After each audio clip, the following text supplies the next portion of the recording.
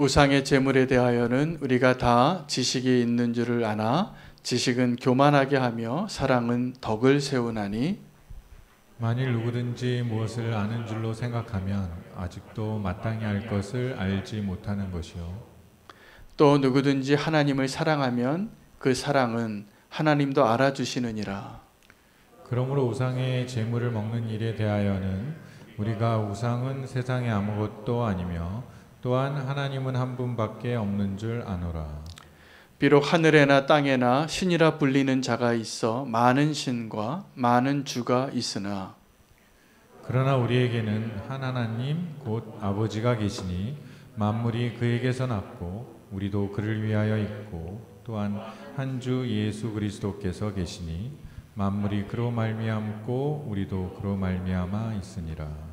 그러나 이 지식은 모든 사람에게 있는 것은 아니므로 어떤 이들은 지금까지 우상에 대한 습관이 있어 우상의 제물로 알고 먹는 거로 그들의 양심이 약하여지고 더러워지느니라. 음식은 우리를 하나님 앞에 내세우지 못하나니 우리가 먹지 않는다고 해서 더 못 사는 것도 아니고 먹는다고 해서 더 잘 사는 것도 아니니라. 그런즉 너희의 자유가 믿음이 약한 자들에게 걸려 넘어지게 하는 것이 되지 않도록 조심하라. 지식 있는 내가 우상의 집에 앉아 먹는 것을 누구든지 보면 그 믿음이 약한 자들의 양심이 담력을 얻어 우상의 제물을 먹게 되지 않겠느냐. 그러면 내 지식으로 그 믿음이 약한 자가 멸망하나니 그는 그리스도께서 위하여 죽으신 형제라. 이같이 너희가 형제에게 죄를 지어 그 약한 양심을 상하게 하는 것이 곧 그리스도에게 죄를 짓는 것이니라. 함께 읽겠습니다. 그러므로 만일 음식이 내 형제를 실족하게 한다면 나는 영원히 고기를 먹지 아니하여 내 형제를 실족하지 않게 하리라. 아멘. 하나님의 말씀입니다. 자리에 앉으시겠습니다.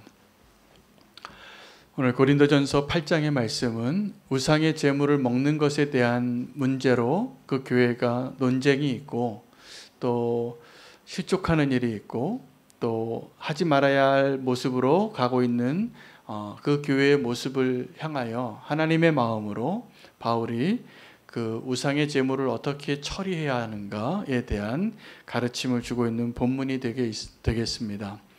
그래서 우리가 그 우상에 대한 우상의 제물이죠. 우상의 제물에 대한 우리의 어떤 선택 또 어떻게 그것을 다루어야 하는가 우리의 결정을 하기 전에 사실은 이 우상의 제물을 다루는 일에 대한 기준으로 실마리로 바울이 이야기하고 다시 확인하고 강조하고 있는 대상은 양심에 대한 것입니다.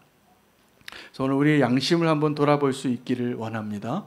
여러분 양심이 어디에 있는지 혹시 아십니까? 네, 여기 있나요? 사람들이 양심이 어디 있는지 사실 다 모릅니다. 양심은 우리 육체의 장기가 아니니까. 근데 양심을 왜 여기 있다라고 말하고 손을 이렇게 얹고 맹세도 하고 기도도 하냐 하면 우리의 장부 오장육부 가운데 이 심장이 제일 중요하니까 아마 심장을 마음에 비유해서 이렇게 상징적으로 이곳을 양심이 있는 자리라고 생각하지 않았나 싶습니다. 그런데 양심이 어디 있는지는 알지 못하지만 우리 몸에 어디 부위에 있는지 모르지만 적어도 이거 하나는 분명합니다. 우리 모두에게 하나님이 양심을 주신 겁니다. 그래서 우리 아까 교제할 때 그렇게 인사하니까 다 웃으셨는데 이 말이 굉장히 의미가 있는 말이거든요. 우리가 누구랑 싸울 때도 이렇게 말합니다. 너 양심이 있냐고. 그죠? 양심이 있냐고. 그 얘기 뭐냐 하면 예수 안 믿는 사람들도 우리 모두에게 하나님이 양심을 두신 것을 알아요. 우리에게 모두 양심이 있고 그 양심을 통하여 하나님이 계신 것을 알게 된다는 사실을 바울은 로마서 1장 17절에 19절에 이야기합니다. 하나님을 알만한 것이 그들 속에 보임이라 하나님께서 이를 그들에게 보이셨느니라. 여러분 양심은 하나님이 모든 사람에게 그 마음에 그래서 하나님을 알게 하신 거예요. 그래서 이 양심은 하나님이 계시하시는 통로입니다. 저와 여러분의 존재 가운데 모든 사람에게 양심을 주셨다는 것은 이 양심을 통하여서 하나님 계신 것을 알게 하시는 하나님의 계시의 통로가 양심이에요. 여러분, 그래서 하나님께서 이 땅에 존재한다는 것, 하나님이 살아계시다는 것, 하나님이 있다라는 것을 알 수 있는 하나님의 계시의 증거들이 여럿 있는데, 그 중에 하나가 양심이고, 또 그 중에 하나가 자연이고, 또 그 중에 하나가 역사입니다. 사람들이 역사를 잘 살펴보면 하나님이 역사를 운행하고 계시다는 것을 알게 돼요. 그래서 일반 역사 가운데 구속사가 있어요. 이 성경은 이 구속사에 대한 하나님의 특별한 계시인 것입니다. 그래서 이 계시가, 이 특별 계시가 있어야지 우리가 구원을 받게 되는 것이 가능한데, 이 특별 계시가 아니라도 하나님은 우리에게 계시하세요. 내가 있다고, 내가 존재한다고. 그 하나님의 계시가 자연이고 역사고, 또 그 누구도 부인할 수 없는, 로마서 1장 19절에 바울이 선포한 것처럼 모든 사람에게 하나님 계신 것을 계시하셨다는 거예요.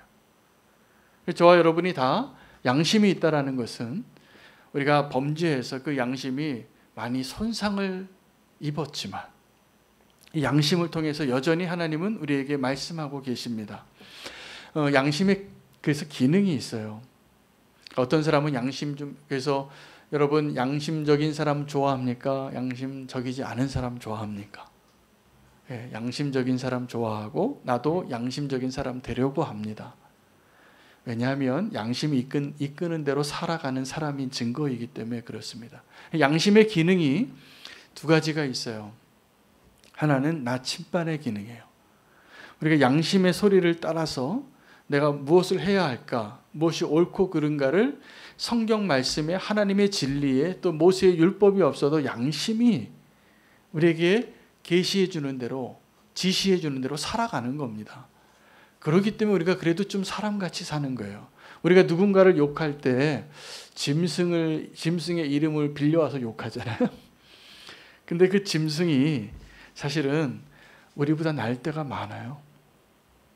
우리가 양심을 잃어버리면, 양심대로 사는 것을 포기하면 짐승만도 못한 자가 됩니다. 그래서 욕하는 거예요. 언제요? 우리의 양심의 기능이 멈췄을 때. 양심이 제대로 작동하지 않는 사람의 삶을 보면 짐승보다 못한 것이 분명해요. 정말이에요. 어떻게 저렇게 악하지? 어떻게 저런 행동을 할 수 있지? 상상을 초월하는 그러한 사람들을 만날 때마다 신문에 나죠. 그 사람이 행한 일이 범죄의 사실로 기사가 나니까. 그런데요, 사실 저와 여러분도 그 양심의 기능이 제대로 작동되지 않으면 그렇게 됩니다. 짐승보다 못한. 하나님 우리에게 양심 주신 거 감사하고, 오늘 우리가 그 양심의 기능을 회복하는 예배의 자리가 되기를 축복합니다.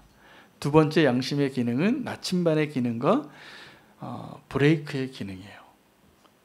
우리가 어떤 일을 막 하고 싶을 때, 이거 아닌 거 아는데 막 죄를 지어요. 막 달려나가요. 근데 그때 하나님께서 우리에게 양심이 작동하게 하시는 거예요. 그래서 우리가 그것을 막 가려고 할 때 멈추게 해주는 브레이크가 양심인 거예요. 여러분, 혹시 브레이크가 고장난 차를 타보신 적이 있나요? 저는 짧은 인생에 그 브레이크 고장난 승합차를 한번 몰아본 적이 있어요. 부산에 갔었을 때인데, 그때 모 선교단체 모든 간사님들이 다 제 차에 타고 있었어요. 그때는 또 사람이 정원이 꽉 차게 탔어요. 근데 내려오는데 이 차가 무겁고 브레이크를 계속 밟고, 그 부산의 내리막길이 많잖아요. 브레이크를 밟았는데 푹 들어가는 거예요.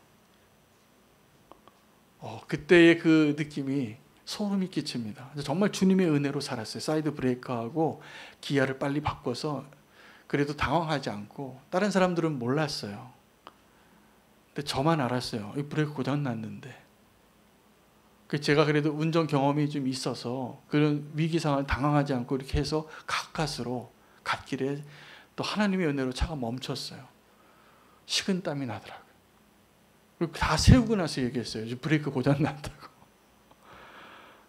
그래서 그 브레이크가 막 너무 과열돼 있으니까 그거 식히고, 그리고 천천히 엔진 브레이크, 기아 브레이크 이렇게 쓰면서 내려온 적이 있는데, 여러분, 그런데 문제는요, 저와 여러분이 또 많은 사람들이 브레이크가 고장난 차를 타고도 과속을 막 해요. 우리의 양심이 지금 작동하지 않는데 다른 사람들이 막 그렇게 달려가니까 우리도 그래도 되는 것처럼 언제 추락할지 모르는 그 길을 엑셀레이터를 힘껏 밟고 막 달려가는 거예요. 오늘 우리의 양심이 다시 한번 잘 회복되어지기를 원합니다.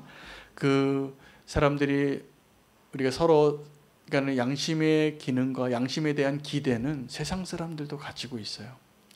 여러분, 예레미야서 17장 9절에 그 마음에 대한 정의를 예레미야가 이렇게 얘기해 줍니다. 만물보다 거짓되고 부패한 것이 마음이라. 누가 능히 이를 알리오마는. 이게 무슨 얘기냐면, 여러분, 세상에 악한 것들, 타락한 것들, 부패한 것들 많이 보는데 우리 마음보다 나아요. 이런 거죠. 어떤 햄버거를 먹었는데 그 햄버거에 방부제가 많이 들어있으면 그냥 좀 유통기한 좀 지나도 먹을 만합니다. 그 건빵 같은 거, 라면 같은 거 방부제가 많이 들어가 있어서 유통기한이 엄청 길어요. 근데 우리의 양심은 어떤 거냐면 방부제가 안 들어있어요. 그래서 조금만 관리를 못하면 우리의 마음이 쉽게 상합니다. 여름에 우리 김밥 먹다가 식중독 난 사람들 기사 보셨잖아요. 그 습도와 온도가 딱 부패하기 좋게 돼 있어요. 근데 우리의 양심은 그 여름날에, 습한 여름날에 김밥보다 더 잘 부패하는 거예요. 그러니까 우리는 우리 마음을 어떻게 보존해야 되겠습니까? 잘 보존해야 돼요. 이게 우리의 사명이에요. 우리의 양심을 잘 보존하는 거. 그 잠언 4장 23절에 무릇 지킬 것이 여러 가지가 있는데 그 중에 내 마음을 잘 지켜라. 생명의 근원이 이에서 남이라.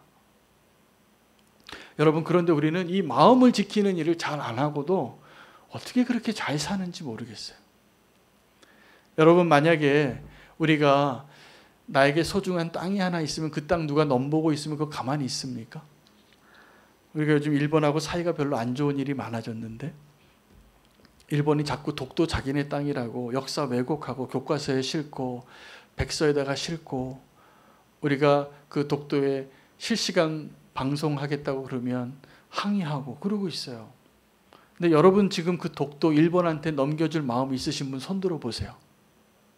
한 분도 안 계실 거예요. 그 나랑 상관없고 내 땅도 아니지만 우리나라 땅이니까 그 땅 빼앗기고 싶지 않죠. 일본에게 그냥 넘겨주고 싶은 분 한 분도 없을 거예요. 저도 그 땅 소중하게 여겨지더라고요. 더. 여러분, 만약에 우리가 지갑 하나 잃어버리면 찾습니까? 안 찾습니까? 당장 신고하죠. 분실 신고하고 카드사에다가 또 주민등록증 다시 한번 신청하고 여러 가지 수고를 하죠. 왜요? 그 잃어버린 거 다시 한번 찾아보려고. 또 다른 사람이 오용하지 못하게 하려고. 그런데 우리의 양심은 저 멀리 있는 독도나 내가 잃어버린 지갑보다 훨씬 소중한데도 우리는 그 양심이 무너지고 양심이 부패하고 양심이 지금 기능을 하지 않아도 잘 살 수 있다고 상관없이 살아가고 있는 모습입니다. 여러분, 양심이 우리에게 하는 역할들이 있어요. 제가 아까 말씀드린 것처럼 나침반과 브레이크의 기능을 하고 우리의 삶을 인도합니다. 하나님 우리를 축복하셔서 양심을 주신 거예요. 우리가 그 양심이 없으면 하나님의 형상으로 살아가기 어려워요. 사람답지 않아요. 짐승보다 못해요. 언제요? 양심이 없으면. 그 양심이 우리의 삶에 해주는 일들이 있는데, 그러면 그 양심이 올바로 역할을, 그 기능을 하게 하려면 우리가 그 양심을 잘 보존하는 일을 해야 합니다. 그런데 우리가 그 양심을 어떻게 대우하냐 하면 양심이 우리와 아주 독립적인 존재인 거 아셔야 돼요. 하나님의 계시의 창구니까. 우리는 우리의 삶을 내 마음대로 할 수 있어요. 내가 선택하고 내 삶이니까 내가 원하는 대로 얼마든지 선택, 직업도 구하고 배우자도 결정하고 집도 구하고 다 할 겁니다. 어떻게 해요? 내가 원하는 대로. 자, 그런데 양심은 우리에게 허락하신 하나님의 영역이에요. 근데 우리가 이 양심과의 관계를 잘 맺어야 돼요. 성도는. 근데 우리가 양심의 소리를 자꾸 듣지 않으면, 양심을 존중하지 않고 양심의 생명력을 불어넣고 양심을 보존하지 않으면, 독도 땅이나 잃어버린 지갑보다 그 양심을 잘 지켜내지 않으면 우리는 어떻게 살아가냐 하면 내 마음대로. 그게 내가 원하는 거거든요. 근데 하나님 우리에게 양심을 두신 이유는 내 마음대로 살지 못하게 하기 위해서요. 오늘 우상의 제물에 대한 이야기를 하는데, 바울이 그 우상의 제물을 어떻게 처리해야 하는가, 우상의 제물을 먹을까 말까, 이것을 결정하는 건 내 자유지만 자유보다 더 중요한 양심의 이야기를 하는 거예요. 나의 양심이 그것을 거리끼게 하고 있는 것이 있다면 여러분 부디 그 양심의 음성에 귀 기울이길 바랍니다. 그는 내 안에 있지만 하나님의 음성입니다. 내가 무엇을 해야 하는가? 내 사람의 도리로, 성도의 도리로 내가 무엇을 해야 할까? 그 양심의 소리를 귀를 막고 살면 누구의 소리가 더 잘 들리겠어요? 내 자신의 소리, 세상의 소리가 훨씬 잘 들리는 겁니다. 위태로워지는 거죠. 브레이크 없는 차를 이제 타고 가는 거예요. 오늘 우리가 우리의 양심이 잘 회복되어지는 오늘 이 예배의 자리가 되기를 우리가 소망합니다. 여러분, 세상에는 이 우상의 제물과 같은 우리가 성도로서 어떻게 해석하고 이것을 어떻게 결정해야 할 것들이 많아요. 우상의 제물은 자, 믿는 사람이 우상의 제물 먹어도 됩니까? 안 됩니까?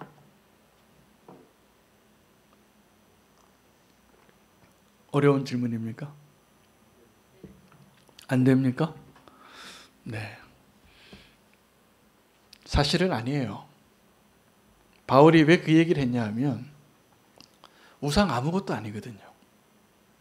우상에 드렸던 고기, 그 고기는 당시에 어떤 거냐 하면 2000년 전에 로마 제국에 이 고린도 교회 성도님들이 살 때 그들의 삶 가운데 빼놓을 수 없는 식생활 가운데, 마지막에 결론적으로 바울이 내가 나의 형제의 믿음을 어렵게 한다면, 죄짓게 한다면 내가 평생 고기를 먹지 않겠다. 그러면 성경의 가르침이 우리가 다 채식주의자가 되라는 걸까요?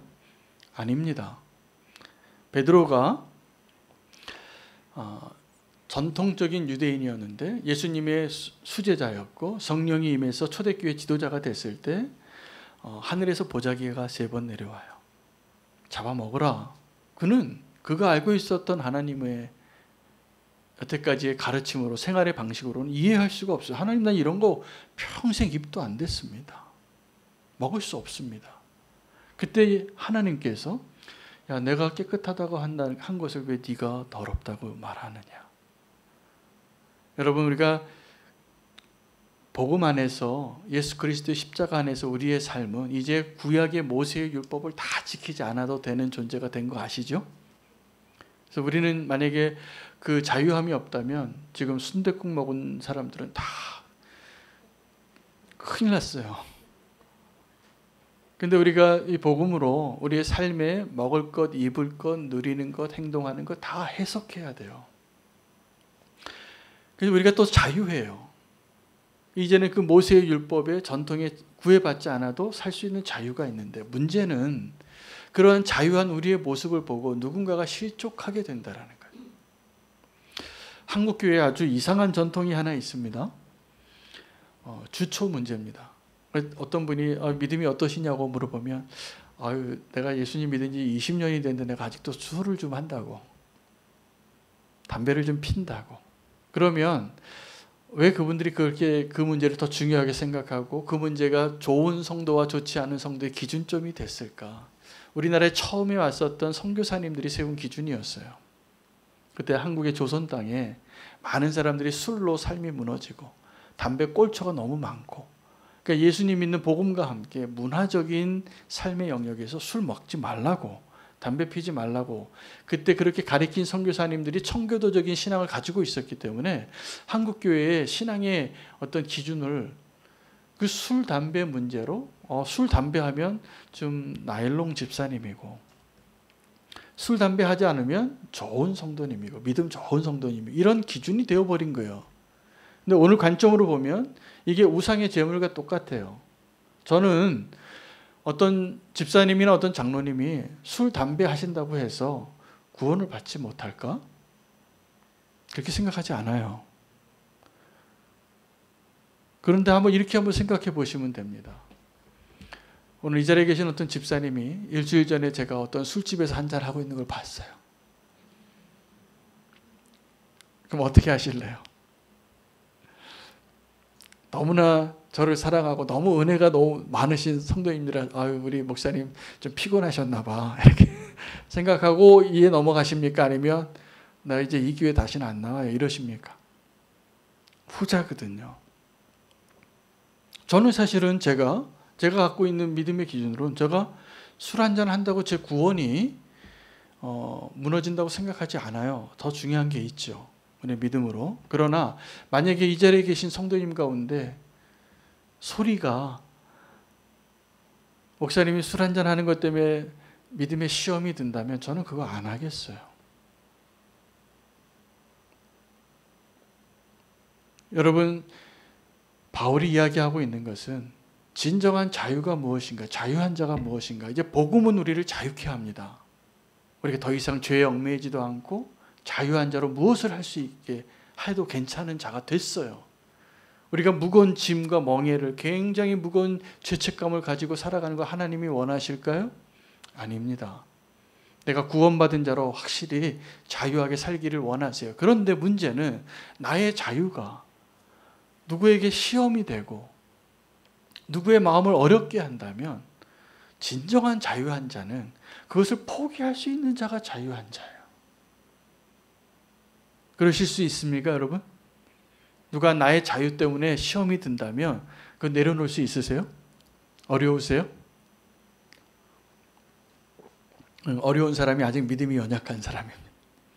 그 우상의 고기, 우상에게 바쳐졌던 그 제물을 먹는 그 고기의 문제에 있어서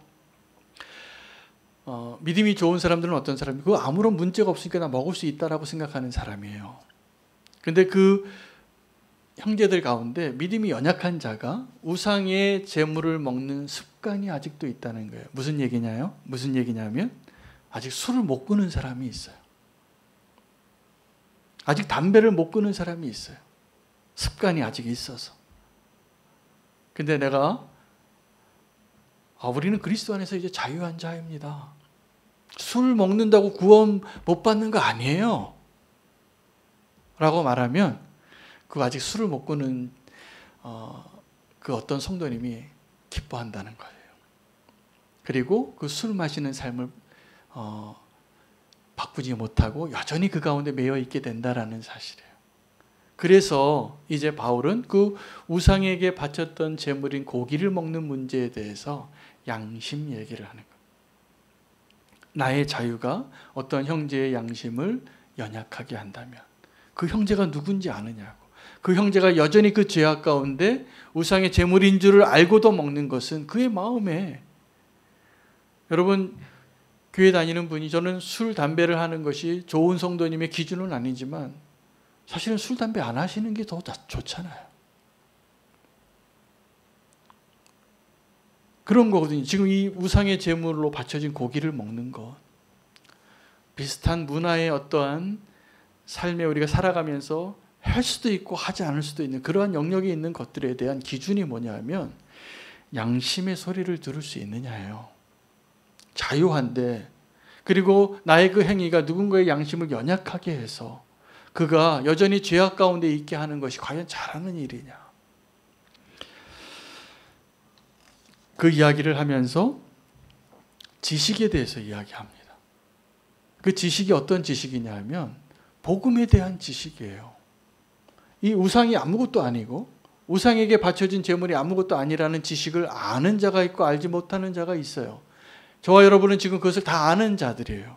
그렇죠? 그 세상에 많은 주가 있고 많은 신들이 있는데 다 아무것도 아니다. 그 우상은 정말 우리에게 아무것도 할 수 없는 존재라는 거, 나무 막대기에 불과하다는 거 아는데, 근데 그 나무 막대기에 그 우상의 절에서 나온 그 음식을 먹을 때 그의 양심이 더러워진다는 거예요. 그리고 그가 여전히 그 잘못된 습관에 그 우상인 줄 알면서 계속 점쟁이한테 가는 거죠. 계속 술을 마시는 거죠. 그렇게 허락하게 하는 나의 자유가 과연 옳으냐는 거예요. 여러분, 우리에게 자유가 있다면 유혹받지 않을 자유, 그게 진짜 자유예요. 나의 자유 때문에 누군가가 무너지는 것을 내가 포기할 수 있는 자유, 그것이 진짜 자유예요. 그리고 그것이 복음이 우리에게 주는 자유예요. 정말 자유는 내가 내 마음대로 할 수 있는 것을 의미하는 자유가 아니라 내 안에 양심의 소리가 들려서 하나님이 원하시는 대로 살 수 있는 자유예요. 오늘 그 자유가 회복되어지시기를 축복합니다. 그것이 지식은 오늘 이 답을, 이 우상의 제물에 대해서 먹는 것을 지식은 교만하게 하나 사랑은 덕을 세우느니라, 이렇게 바울이 이야기하는데, 이 지식이 교만하게 한다라고 하는 그 단어가 교만하게 한다라는 동사로 표현했지만 원래 영어 동사로는 훨씬 의미가 분명해지면 두 개를 비교했는데, 지식과 사랑을, 지식은 puffs up이에요. 그러니까 뭔가 좀 부풀린 풍선처럼, 솜사탕처럼 부풀리게 한다는 거예요. 자기를 자랑하고. 그게 지식이 하는 일이에요. 거기까지예요. 근데 사랑은 builds up예요. 사랑은 사람을 세우고 교회를 세우는 거예요. 여러분, 사람을 세우고 교회를 세우려면 어떠한 행동이 필요하냐면 내 걸 포기하고 다른 사람을 세우는 거지, 분명히 내 것을, 내가 원하는 것을 다 세우고 다른 사람 거 세울 수 없습니다. 공동체 안에서 내가 자유하다고 내 마음대로 다 살 수 있는 것이 사실은 자유가 아니라 그 형제를 위하여 죽으신 예수 그리스도의 그 희생을 다 무너뜨리는 것이라는 거예요. 지식으로는 교회가 안 세워집니다. 사랑으로 세워지지. 여러분, 우리가 정말 오늘 하나님의 은혜 안에서 우리의 양심이 회복되어지는 것이 오늘 저의 기도 제목이에요. 오늘 이 예배를 통해서 저는 어저께 하루 종일 노래 한 곡 듣고서는 엄청 은혜를 받았습니다.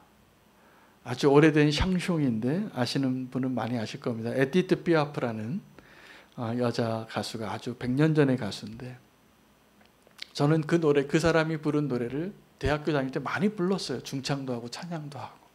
근데 어저께 그 사람이 어떤 사람인가, 그 사람의 인생에 대해서 알고 그 노래를 들으니까 비 오는 날 눈물이 나더라고요. 그래서 제가 그 사랑의 찬가라는 노래를 듣고 아주 멜랑콜리해졌어요. 그 막 눈물이 나고 우리 가족들한테 이거 너무 좋지 않냐고 막 그러니까 제 아내는 아주 무뚝뚝한 목소리로 여보 갱년기야 그러는 거예요. 저는 막 이게 막 너무 감동이 되었고 눈물이 막 흐르는데,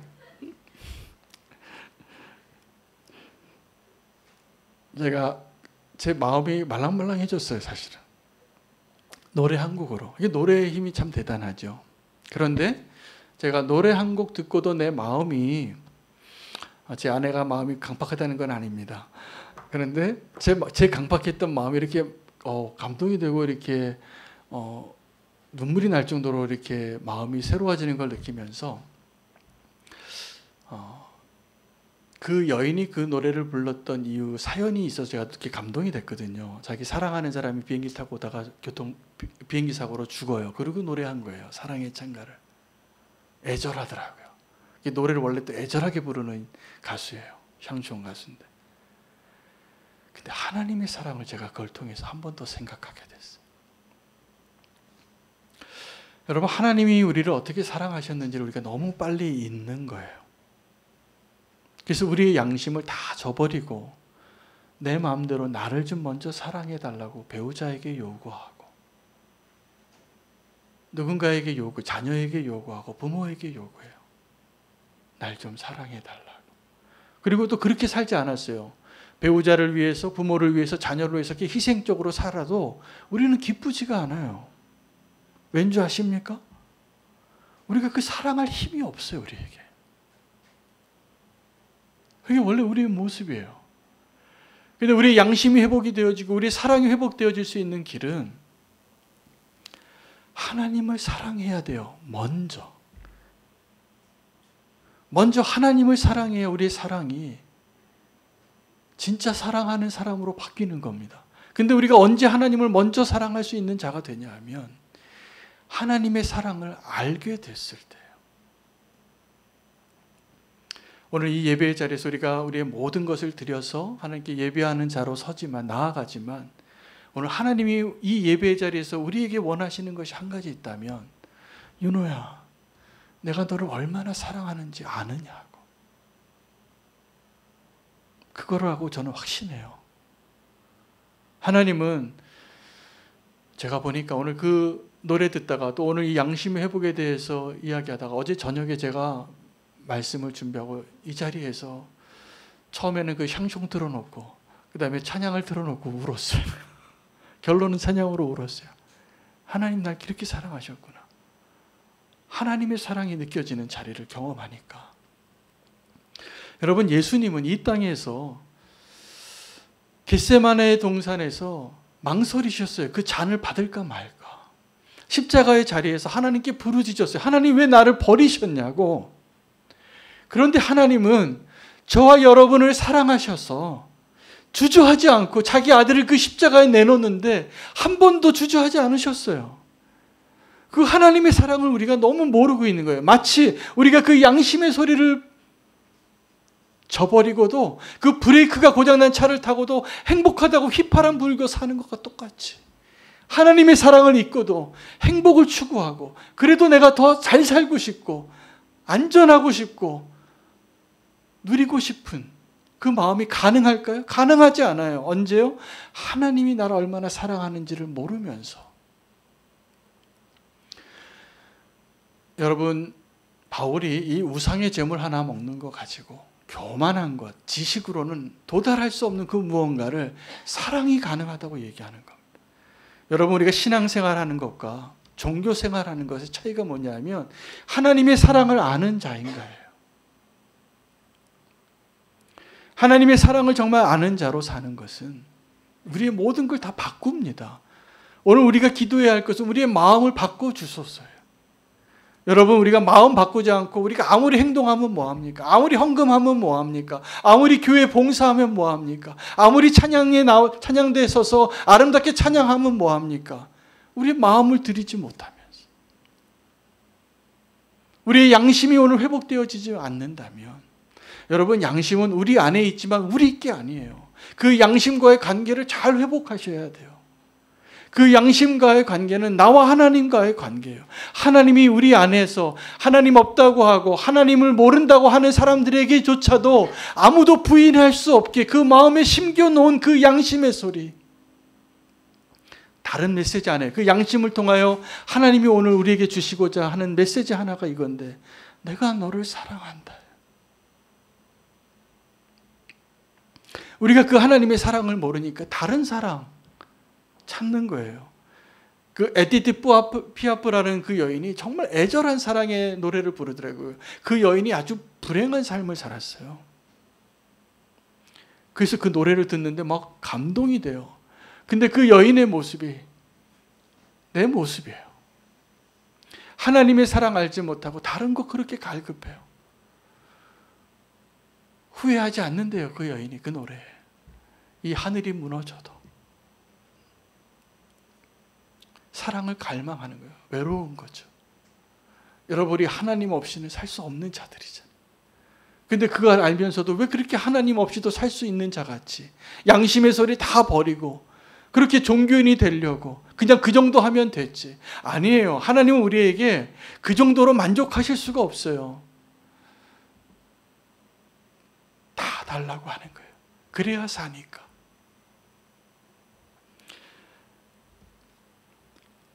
하나님의 마음이 오늘 우리 가운데 회복되어야지 우리가 삽니다. 여러분, 저는 우리는 교회 목사로서 제가 기도 제목이 많이 바뀌어졌어요.